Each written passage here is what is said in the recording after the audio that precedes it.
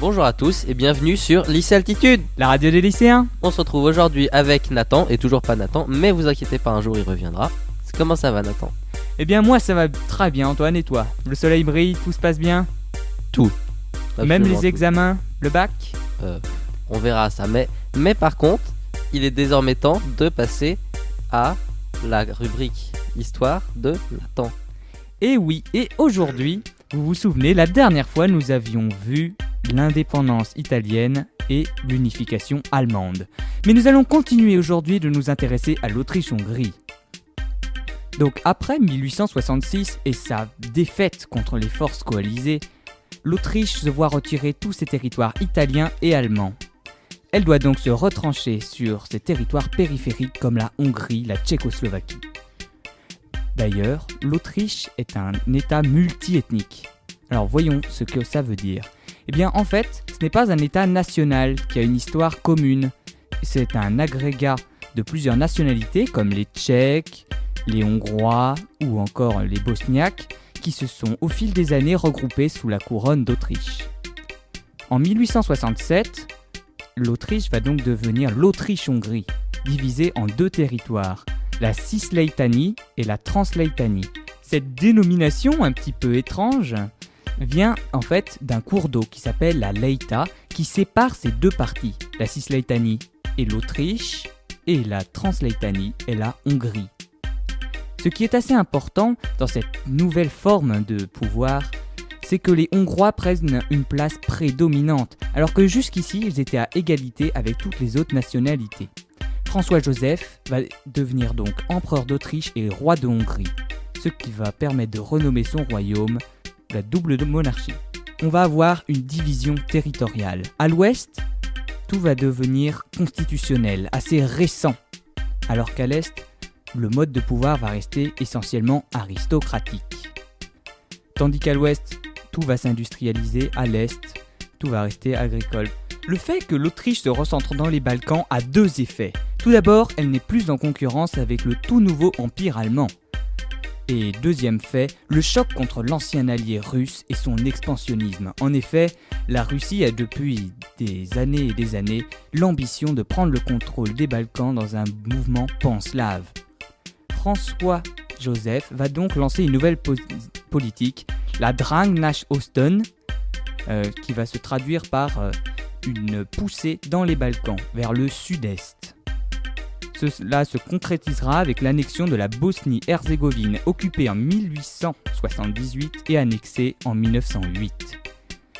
Va venir alors la Première Guerre mondiale. Elle est d'abord vainqueur dans un temps contre la Russie, et elle va aussi occuper la Serbie, mais le vent tourne en 1915, avec l'entrée de l'Italie qui veut récupérer ses derniers territoires, notamment du Tyrol, mais aussi le Trentin sur la Dige.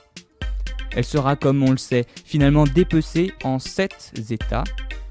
Nous aurons une république allemande autrichienne, une république yougoslave, un royaume de Hongrie qui perd ses territoires roumains, la Pologne récupérera la Galicie et une Tchécoslovaquie sera formée. Tout cela lors du traité du Trianon de 1920. La prochaine fois, nous verrons la colonisation en 2 épisodes. Merci Nathan.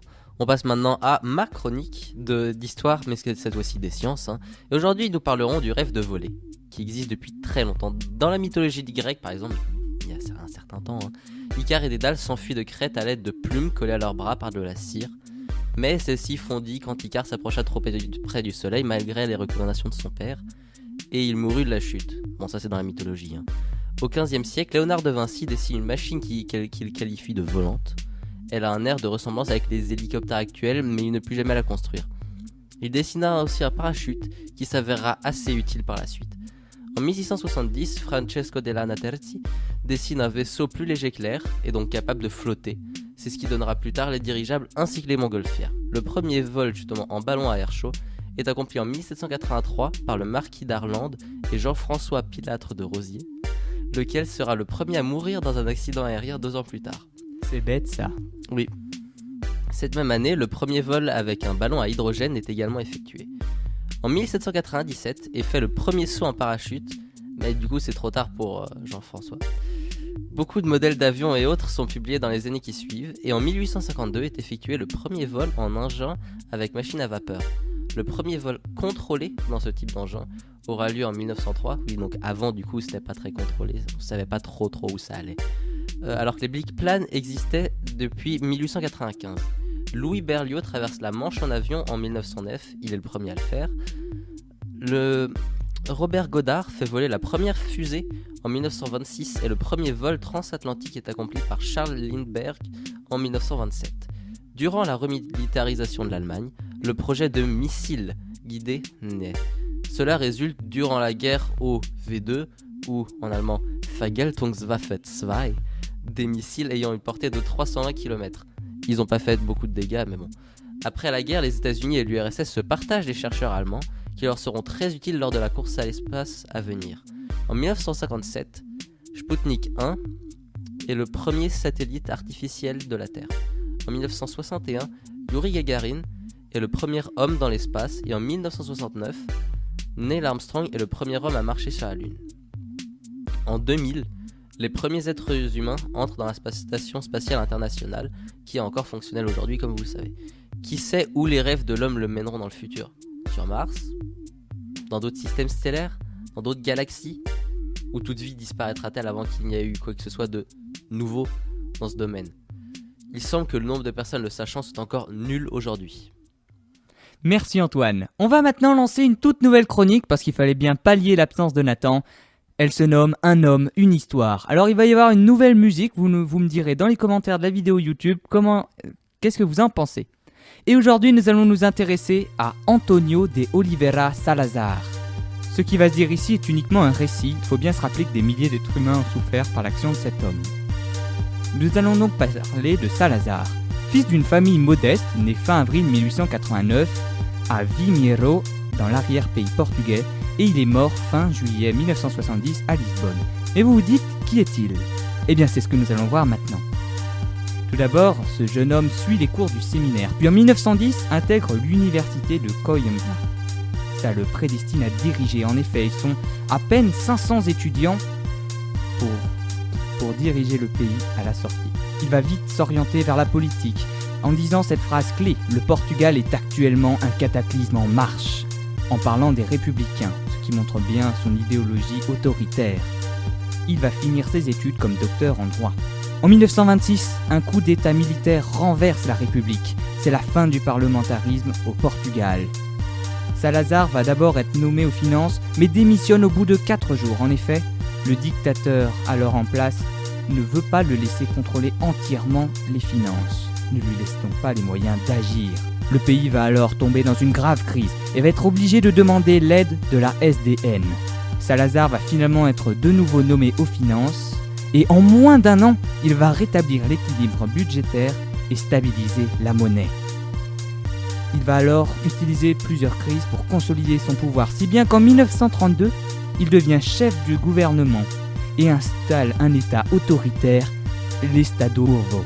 Côté économique, sa doctrine est corporatiste. Il va créer des grands groupes de métiers, des regroupements d'entreprises qui vont peser un poids fort dans le pays, ce qui lui permet de la réguler. Il va instaurer une police politique, début des années 30, qui s'appelle la police de vigilance et de défense de l'État. Pendant la guerre civile espagnole, il va soutenir le Franco en laissant passer le matériel sur son territoire et en envoyant une légion de volontaires de plus de 12 000 hommes. Cet homme assez austère ne va pas développer de culte de la personnalité, mais ce ne va pas l'empêcher de faire preuve de cruauté. Par exemple, il va laisser mourir 50 000 personnes au Cap-Vert à cause d'une famine. De nombreuses guerres coloniales vont affaiblir son empire et au bout d'un moment, il va finir par avoir un AVC qui va le conduire à la mort en 1970. C'est alors la révolution des œillets et la démocratie de retour dans l'État lusitanien. Encore aujourd'hui, cet homme est considéré comme l'un des plus importants pour l'histoire lusitanienne, devant même Vasco de Gama. Merci Nathan, on passe désormais à la dernière chronique de cette émission, à savoir mon problème de maths. Les valeurs donc d'abord la réponse au problème de la semaine dernière. Les valeurs des cosinus et sinus de la semaine dernière que je vous avais demandé de calculer sont cosinus de 30, qui est la même chose que sinus de 60, égale racine de 3 sur 2. Cosinus de 60, c'est la même chose que sinus de 30, c'est 1 demi. Et cosinus de 45, c'est la même chose que sinus de 45, c'est racine de 2 sur 2. Bien. Pour le problème de cette semaine, montrez que la courbe représentative de la fonction f de x égale racine de moins x carré moins 6x moins 5 est un demi-cercle et précisez son rayon et son centre. Si on connaît les équations de cercle, c'est plutôt simple. Sinon, vous pouvez exprimer la longueur à un point qui a l'air d'être le centre. Enfin, vous la tracez sur votre calculatrice. Ça se voit à la calculatrice. Et le point de coordonnées x, f de x, et montrer que cette distance est constante et égale à une valeur qui sera le rayon du cercle. Bonne chance et à la semaine prochaine sur Lycée Altitude. La radio des lycéens.